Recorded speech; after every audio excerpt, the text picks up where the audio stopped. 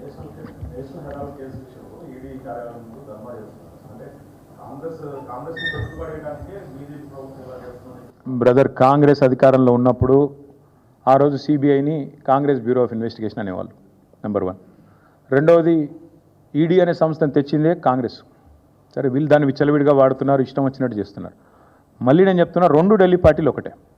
వాళ్ళ అవసరానికి అవతల వాళ్ళని వేటాడడానికి ఆనాడు సిబిఐని కాంగ్రెస్ దుర్వినియోగం చేస్తే ఈరోజు ఈడీని బీజేపీ దుర్వినియోగం చేస్తుంది. ఇందులో మాకేం అనుమానం ఏం లేదు. 2 దొందే. 2 ఢిల్లీ పార్టీలు వాళ్ళ అవసరం కోసం, వాళ్ళ రాజకీయం కోసం ఎలాంటి అరాచకత్వానికైనా పాల్పడతారు. ఇందులో 2 కూడా ఎక్సెప్షన్ కాదు. ఇవాళ కాంగ్రెస్ ఏడవచ్చు, రేపు బీజేపీ ఏడవచ్చు. ఇంకొక మాట అడుగుతాను బ్రదర్, మీరు అన్నారు కాబట్టి, అదే ఈడీ కేజ్రీవాల్ గారి మీద కేసు పెడితే, ఇంకొకరి మీద కేసు పెడితేనేమో కాంగ్రెస్కి చాలా సంబరంగా ఉంటుంది. కానీ ఈడీ తమ దాకా వస్తే మాత్రం ఇబ్బంది అవుతుంది. కాబట్టి కాంగ్రెస్ కూడా ఒక క్లారిటీతో ఉండాలి. ఈడీ మంచిదా చెడ్డదా? మంచిదైతే నీకు కూడా మంచిదే కావాలా, లేదా చెడ్డదైతే అందరికీ చెడ్డది కావాలి.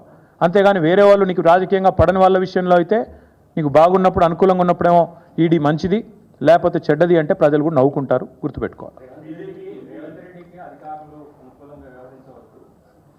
అధికారులు అనుకూలంగా వ్యవహరించవద్దని నేను అనడం లేదు. నేను చెప్పేది ఏమంటే చట్టబద్ధంగా వ్యవహరించండి అని చెప్తున్నాను.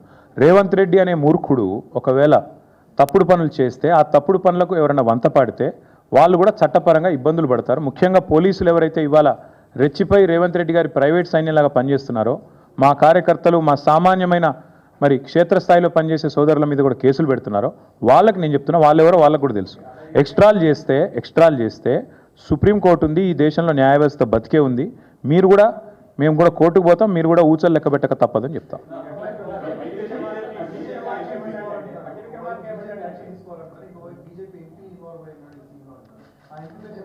చెప్తా ఎందుకు తొందర, ఎందుకు ఇంకా మీరు అన్నిటికీ ఇంత తొందరపడితే ఎట్లా? మీరు సీక్వెల్ ఉంది మీ ముంగట. ఇప్పుడు నేను చెప్పిన మాట, మొన్న నేను చేసిన వాదన కరెక్ట్ అని ఎంపవర్డ్ కమిటీ, నాకు వాళ్ళు ఎవరో కూడా తెలియదు, సెంట్రల్ ఎంపవర్డ్ కమిటీ వాళ్ళు ఇవాళ ధృవీకరించి మా పార్టీ వాదన కరెక్టు, మేము చేసిన వాదన అక్షర సత్యం అని వారు చెప్పారు ఈరోజు.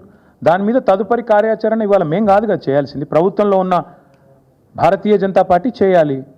ప్రధానమంత్రి గారి ఆవేదనాభరితమైన ప్రసంగం నేను విన్నాను. ఏమన్నారు? చెట్లు కొట్టేస్తున్నారు, అన్యాయం అయిపోయింది, బుల్డోజర్లు, కాంగ్రెస్ ప్రభుత్వం అరాచకం చేస్తుంది అన్నారు. మరి నిజంగా మీ ఆవేదన నిజమే అయితే, భారతీయ జనతా పార్టీకి పర్యావరణం మీద ప్రేమ నిజమే అయితే, తెలంగాణలో ఆర్థిక దోపిడీ ఏదైతే జరుగుతుందో దీని మీద మీకున్న అవగాహన నిజమే అయితే, సెంట్రల్ ఎంపవర్డ్ కమిటీ చెప్తున్నది వెంటనే ఇండిపెండెంట్ ఏజెన్సీ ద్వారా ఇన్వెస్టిగేట్ చేయించండి అని. చేయిస్తే అందరు దొరుకుతారు, ఆ బీజేపీ ఎంపీతో సహా అందరు దొరుకుతారు. ఇక నేను ఎందుకు పట్టి అలా దొంగను వాళ్ళే పట్టిస్తారు.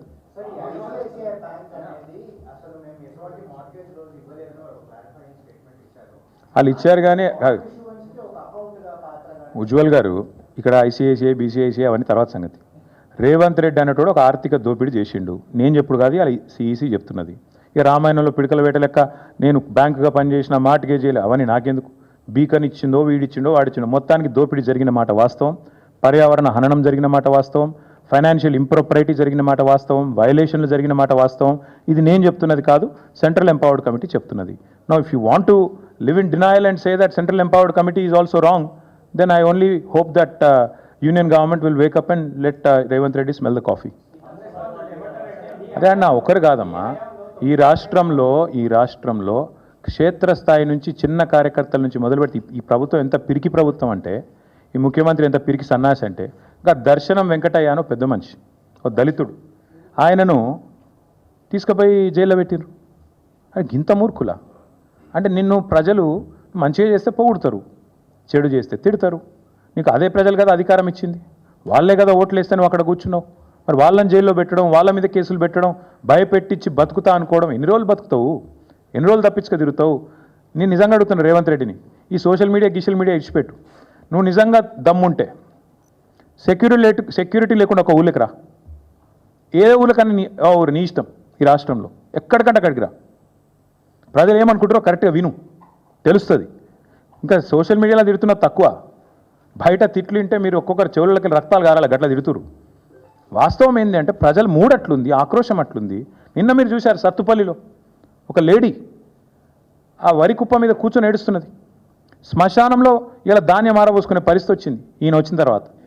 అంటే ఇంత దరిద్ర పరిస్థితి ఉంటే నువ్వేమో విదేశాల్లో జల్సాలు చేస్తుంటే ప్రజలు ఖచ్చితంగా ఆక్రోశిస్తారు, తిడతారు.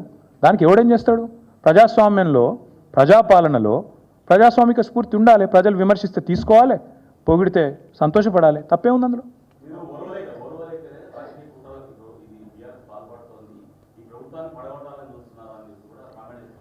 బ్రదర్, ఒక మాట, ఈ దేశంలో ఆయారాం గయారాం అనే సంస్కృతిని రాజకీయాల్లో పార్టీ ఫిరాయింపులను తీసుకొచ్చిందే కాంగ్రెస్ పార్టీ.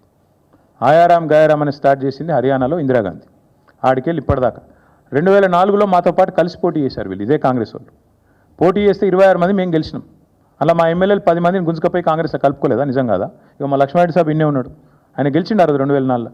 మాతో పాటు 26 మంది గెలిస్తే అసలు పార్టీ ఫిరాయింపుల సంస్కృతికి తెలంగాణలో బీజం వేసింది ఎవడండి? కాంగ్రెస్ వాడు కాదా? వాళ్ళు తీసుకున్నదే వాళ్ళు. మరి ఇప్పుడు నీవు నేర్పిన విద్య నీరజాక్ష అన్నట్టు మొన్న కూడా మళ్ళీ 10 మందిని తీసుకున్నారు కదా. ఇప్పుడు పాపం వాళ్ళు ఎక్కడున్నారో వాళ్ళకి ఎదులో త్రిశంకు స్వర్గంలో. కడియం శ్రీయర్ నడితే ఏ పార్టీలు ఉన్నాయంటే నాకేం తెలుసు అంటుండు. 10 మంది ఉన్నారు, ఏ పార్టీలు ఉన్నారో ఎవడు చెప్పలేడు. పాపం వాళ్ళ బతుకంత ఘోరంగా అయిపోయింది ఇవాళ, అధ్వానంగా. నేనేమంటున్నా అంటే చేసిన వెధవ పనులన్నీ చేసి మా ప్రభుత్వాన్ని ఎవడో వడగొడతాడు. మేము వడగొట్టుడేంది? ఎప్పుడో బంగ్లాదేశ్ లెక్క తిరుగుబాటు వచ్చి ప్రజలే తను ఎలగొట్టి నిలగొడతారు మిమ్మల్ని. ఎందుకంటే మీరు చేసే లుచ్చ పనులకు ప్రజల కోపం వచ్చిందనుకో, రోడ్డు ఎక్కిండ్రు అనుకో, వాళ్ళ ఆగ్రహం తట్టుకోలేకపోతే ఎవడేం చేస్తాడు దానికి? మీ ప్రభుత్వాన్ని కూలగొట్టాల్సిన ప్రభాకర్ రెడ్డి చెప్పింది అక్షర సత్యం. ప్రభాకర్ రెడ్డి కరెక్ట్గా చెప్పిండు. ఏం చెప్పిండు? ప్రజలు మా దగ్గరకు వచ్చి ఆక్రోషిస్తున్నారని చెప్పిండు. ఏమన్నాడు? అన్న మేము తిరుగుతున్నప్పుడు వచ్చిన వాళ్ళు వచ్చి అంటారు, ఎన్ని రోజులు భరించాలి దరిద్రాన్ని, ఎత్తవతల వాడే రాదుండ్రన్నా అంటున్నారు. మేము చేస్తామని చెప్పలేదు కదా, ప్రజలు చెప్తున్నారు, ఇట్లా అంటున్నారు. కొంతమంది అయితే మేము పైసలు కూడా చందాలు వేసుకొని ఇస్తాం రాబోయ్, వీళ్ళు కులగొట్టురు లొల్లేందని అంటున్నారు అని కూడా చెప్పిండు. ఎస్, మాతో కూడా అంటున్నారు, కానీ మేము కులగొడతామని చెప్తలేం. ఎస్, ఈ ప్రభుత్వం దరిద్రం, కాంగ్రెస్ కరోనా కంటే డేంజర్, ఎస్ ఇవన్నీ కరెక్టే. కానీ ప్రజలు నిర్ణయం తీసుకున్నారు. ప్రజాస్వామ్యంలో 5 ఏళ్ళు ఉండాలి నిర్ణయం తీసుకుంటే. ప్రజలకు కూడా తెలియాలి, you can make choices but you are not free from the consequences of your choices. నేను ఎందుకు చెప్తున్నా అంటే ఒక నిర్ణయం ప్రజలు తీసుకున్నారు, తీసుకున్న తర్వాత కాంగ్రెస్ అధికారంలో ఉంది. నేనైతే మనస్ఫూర్తిగా కోరుకుంటున్నా కాంగ్రెస్ 5 ఏళ్ళు ఉండాలి, రేవంత్ రెడ్డే ఉండాలి 5 ఏళ్ళు. ఎందుకంటే మళ్ళీ 20 ఏళ్ళ తర్వాత ఎవడు కాంగ్రెస్ కోటేయడు. ఇది నా వ్యక్తిగత అభిప్రాయం. కాబట్టి మాకు ఈ దిక్కుమాలిన ప్రభుత్వాన్ని కూలగొట్టే ఆలోచన కానీ, ఎజెండా కానీ, కర్మ కానీ మాకు లేదు. అవసరమైతే సందర్భం వస్తే ప్రజలే రోడెక్కుతారు, తొక్కి అవతల వాడేస్తారు. ఇంతకంటే పెద్ద పెద్ద నియంత్రణలే కొట్టుకపోయినారు. Thank you.